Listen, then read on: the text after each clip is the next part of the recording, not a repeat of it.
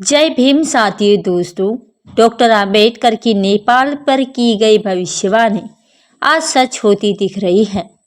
अभी अभी नेपाल में जो आंदोलन हुआ उसने पूरे विश्व का ध्यान अपनी ओर खींच लिया। नेपाल की राजधानी काठमांडू की सड़कों पर युवाओं का सैलाब उमड़ पड़ा। संसद भवन और कई सरकारी इमारतों को आग के हवाले कर दिया। प्रधानमंत्री केपी शर्मा ओली को गद्दी छोड़नी पड़ी, सेना को सड़कों पर उतरना पड़ा और राजधानी में कर्फ्यू लगाना पड़ा। ये सब अचानक नहीं हुआ। तो दोस्तों, ये दशकों से जमा हुआ आक्रोश था जो भ्रष्टाचार, बेरोजगारी और समानता के कारण भड़क उठा। नेपाल आज सचमुच जल रहा है, लेकिन सवाल ये उठता है कि आखिर इस आग के पीछे की असली वजह क्या है। जानेंगे हम इस वीडियो में। तो दोस्तों, अगर आप चैनल पर नए हो तो चैनल को अभी के अभी सब्सक्राइब करके वीडियो को लाइक कर दो और वीडियो अपने दोस्तों के साथ शेयर भी कर दो।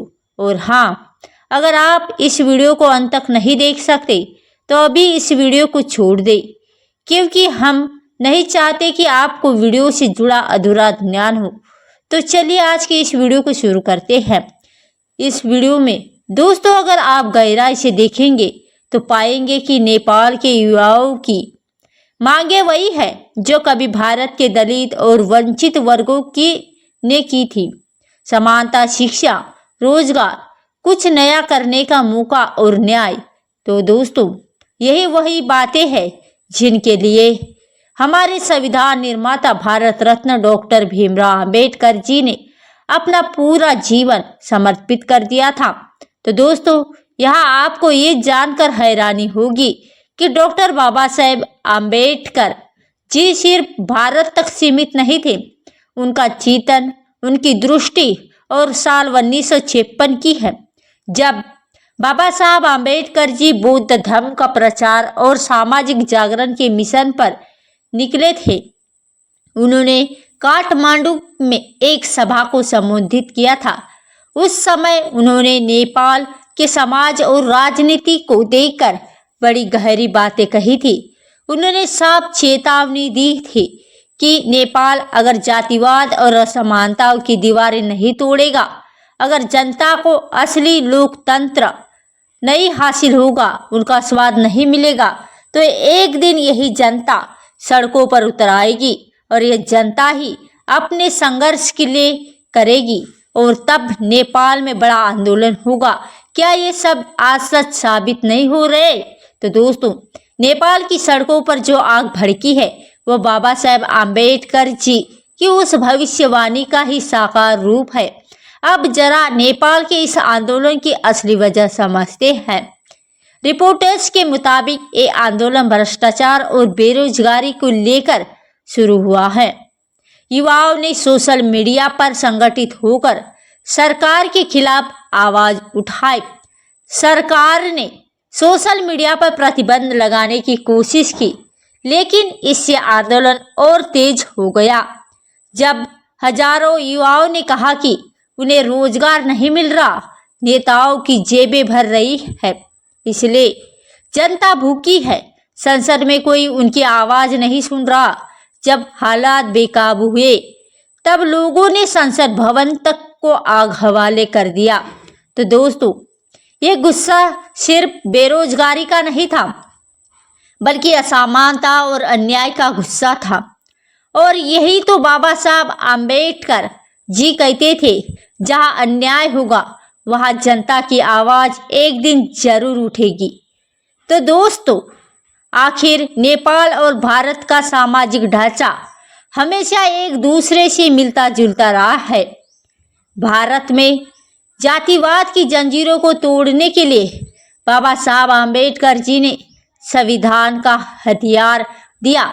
उन्होंने शिक्षा, कानून और समानता के जरिए दलितों और वंचितों को नया जीवन दिया। लेकिन नेपाल के जातिवाद और असमानता की जड़ें अब भी बहुत गहरी है और वहाँ के दलित और वंचित वर्ग आज भी समान अधिकारों से वंचित हैं। इसलिए बाबा साहब ने काठमांडू में कहा था, अगर नेपाल ने जातिवाद की व्यवस्था को खत्म नहीं किया तो ये देश और कभी सच्चे लोकतंत्र का स्वाद नहीं चख पाएंगे। तो दोस्तों, क्या ये बात आज पूरी तरह सच साबित नहीं हो सकी? याद रखिए, बाबा साहब हमेशा कहा करते थे, शिक्षित बनो, संगठित रहो और संघर्ष करो। ये 2 शब्द मैं अपनी तरफ से जोड़ना चाहती हूँ, संविधान बचाओ। आज नेपाल के युवा अनजाने में उसी मंत्र पर चल रहे पड़े हैं।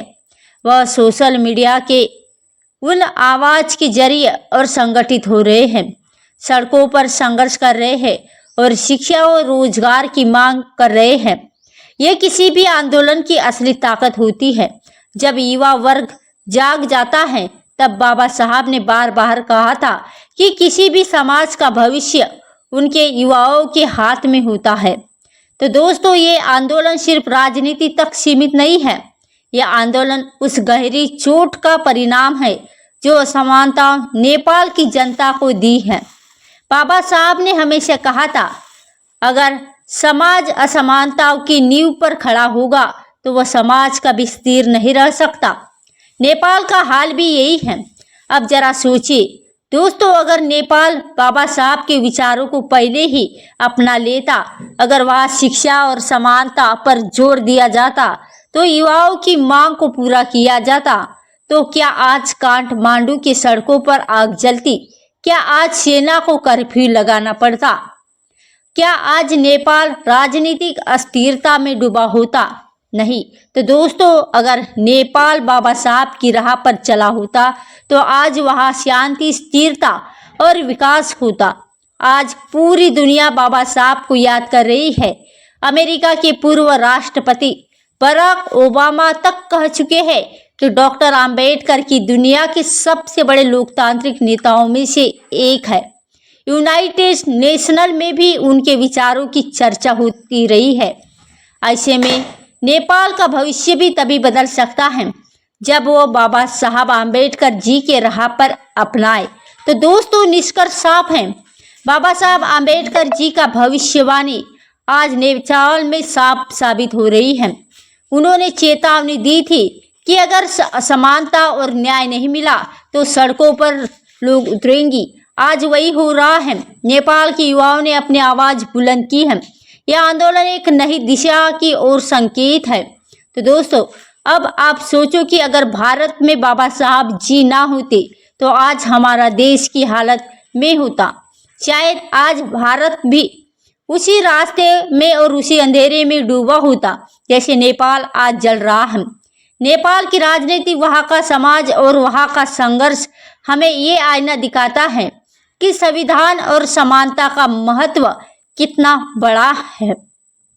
लेकिन भारत सौभाग्यशाली रहा कि उसे एक ऐसा महामानव मिला जिसने सदियों से जकड़े हुए उन समाज को तोड़कर बराबरी की नींव रखी।